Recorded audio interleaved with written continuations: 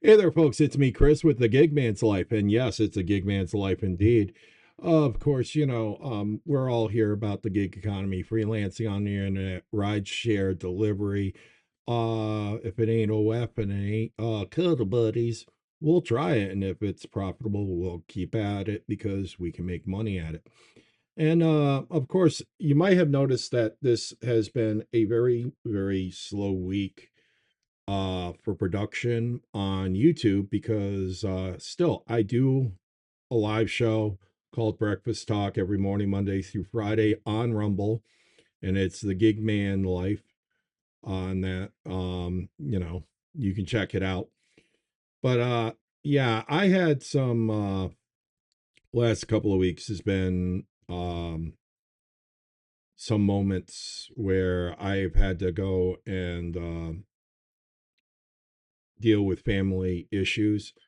When somebody passes, somebody that was very much a part of your childhood and is a close family member, you have to go and deal with the emotions, the family, everything, because just how it is. You can't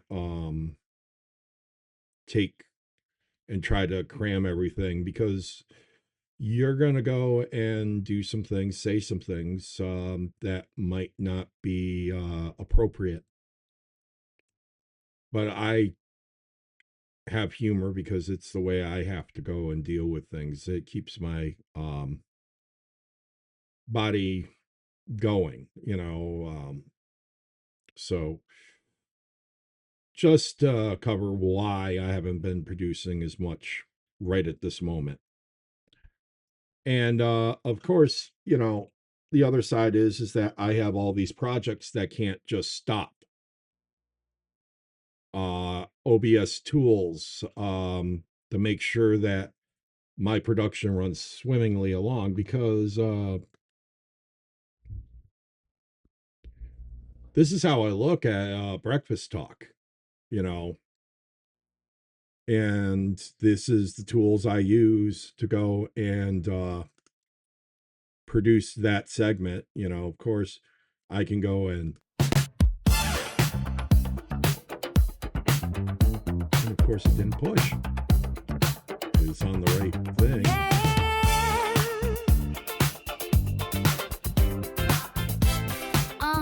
And it's not there. Listen up now, y'all.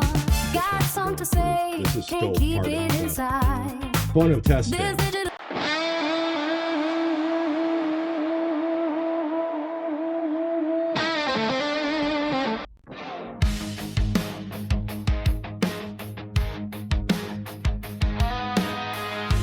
Oh, I forgot. This is also why you can't. Ready to shake the ground. Yeah, we're coming to town. They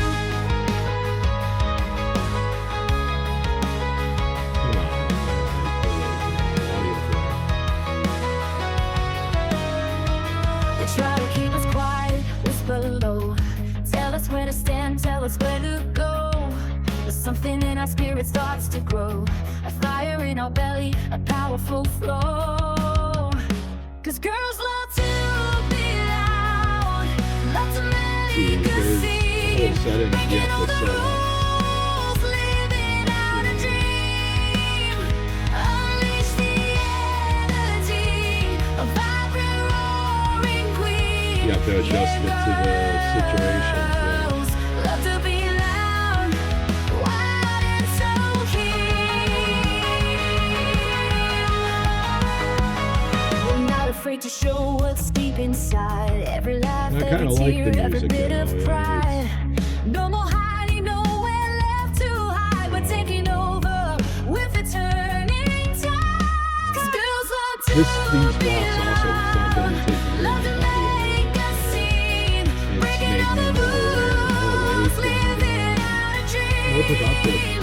Get out there and do a 2-mile walk. Get that Energy, a vibrant, roaring queen. show. And that's what I do every morning. Love to be loud, wild and so I know that I've been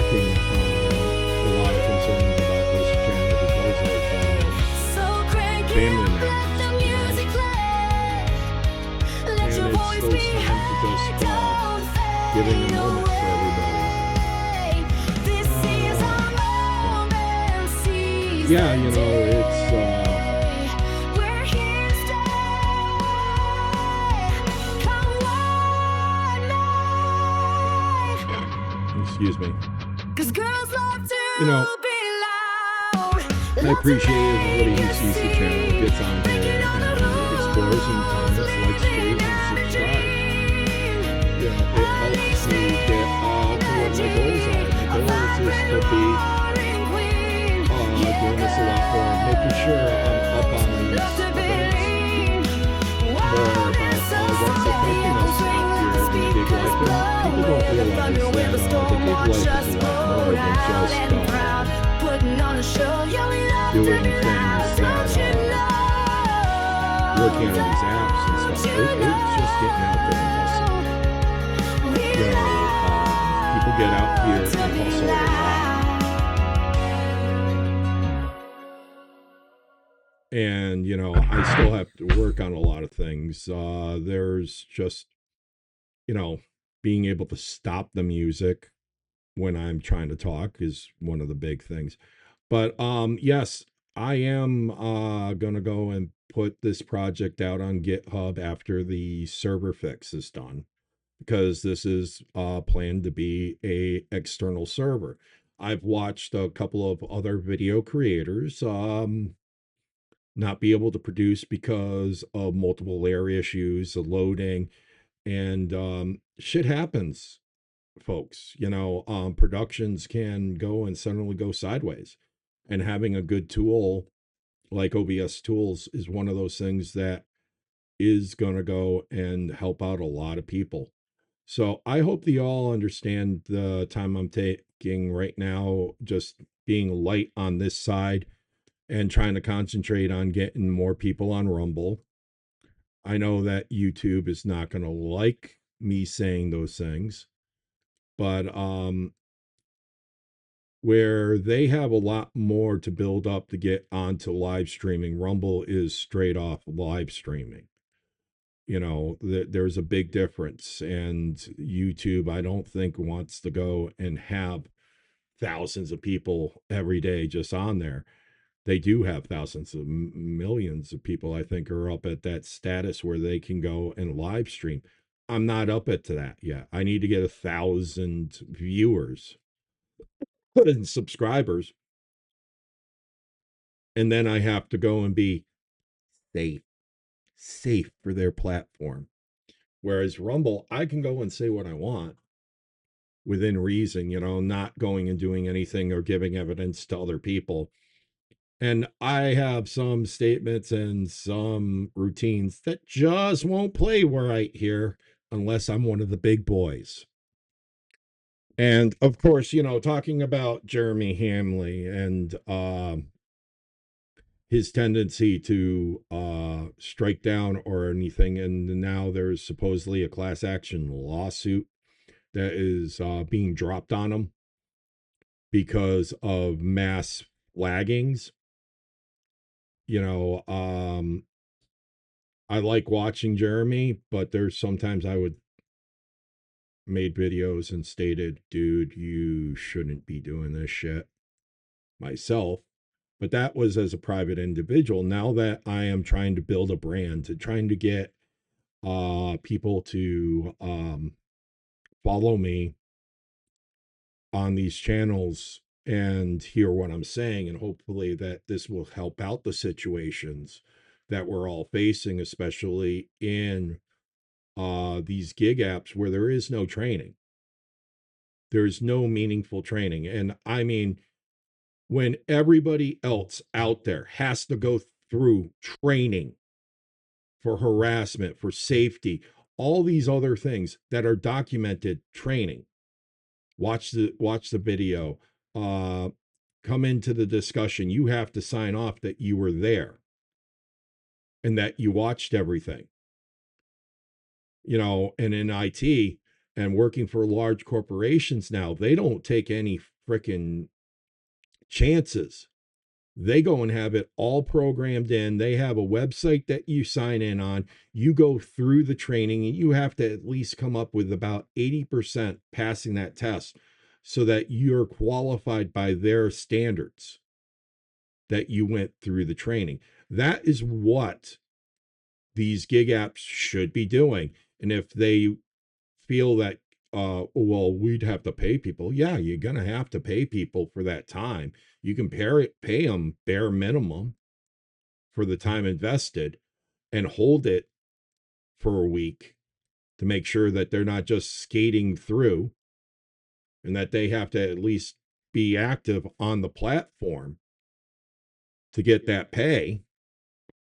But that would make sure that you're getting qualified people, or that you qualified, that they're not going to DoorDash girl you, because that's going to be an interesting lawsuit, folks. They're not coming after DoorDash girl after what transpired.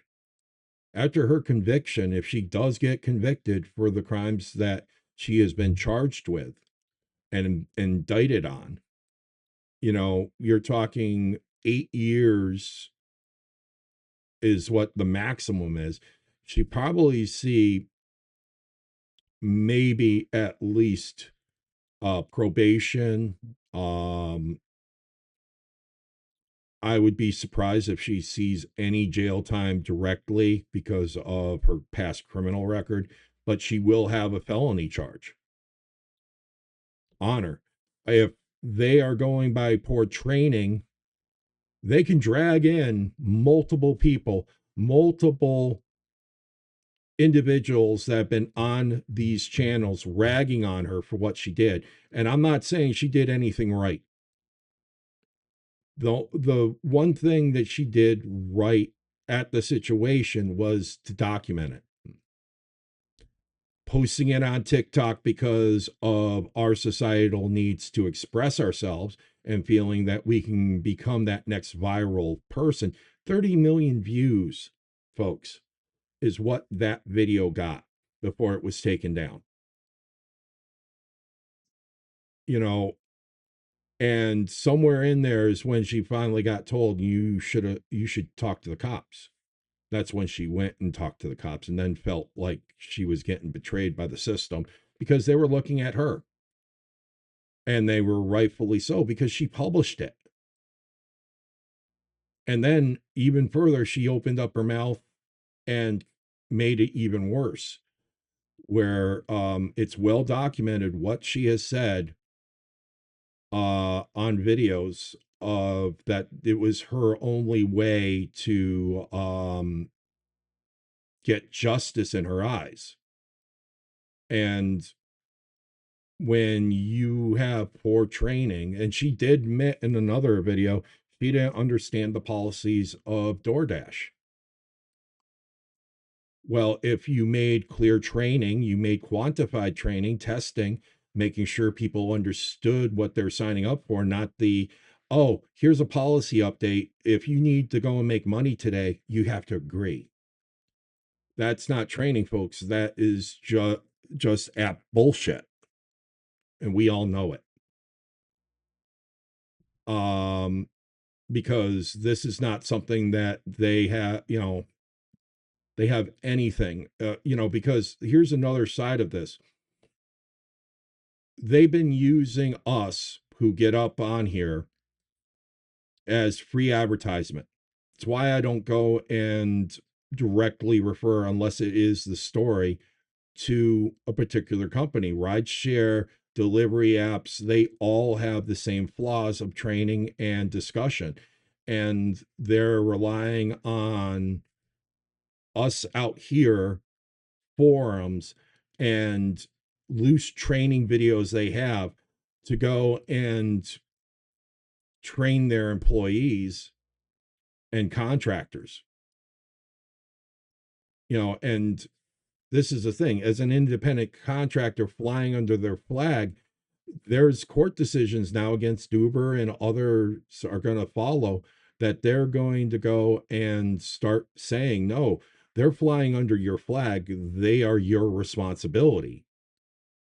And you've been allowing people to go and advertise for you, and working for you and showing how to do it. And you're not giving adequate instruction. Not enough to go and make it that it's clear that if a person does something wrong on your platform, that they are solely responsible for what they did, because that $8.5 million for a SA case, that decision, that judgment is a very big teller when you also hid um, a key information of the possibility of an incident like that happening, where they're having that. They exposed SRAD of Uber, showing that they had full knowledge in their system that there was a high probability that something could happen. And yet that's not informed to the customer.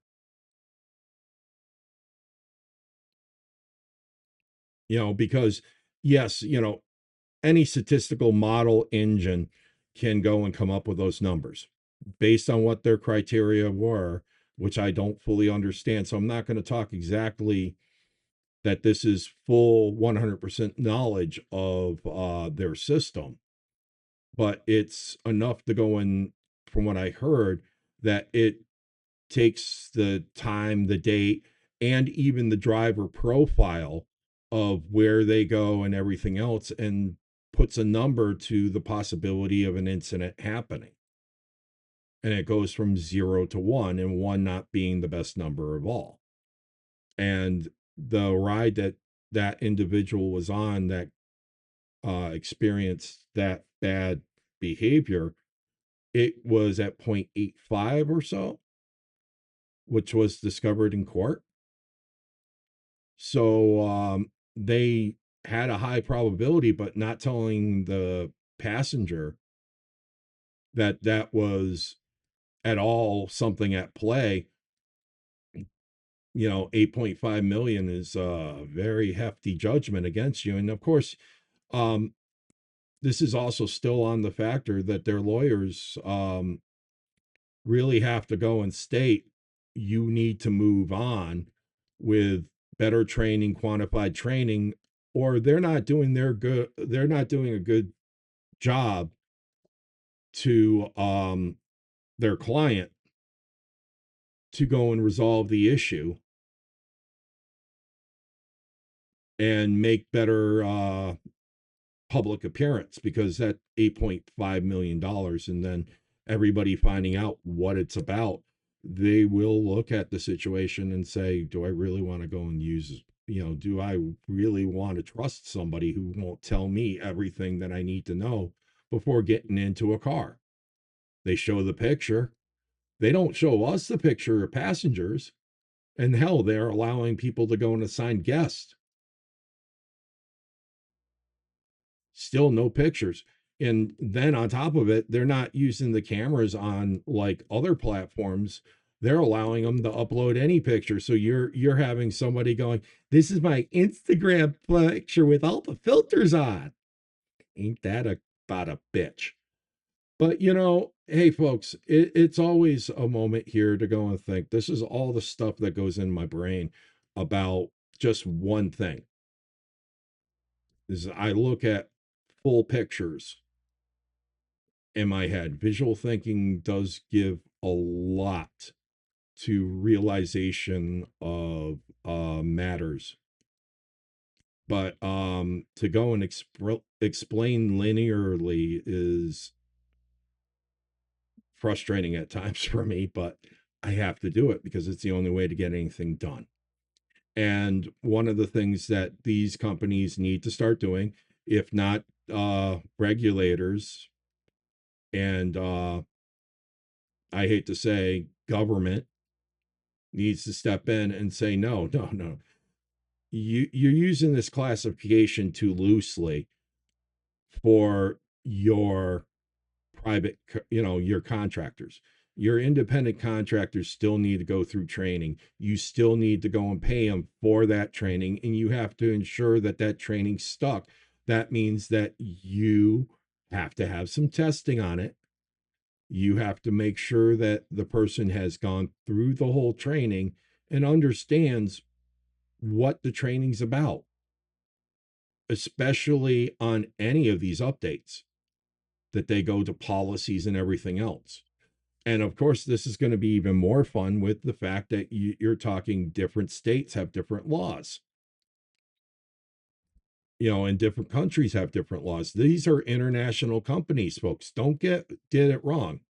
If they're working in multiple countries, they're international. They're not just homegrown here.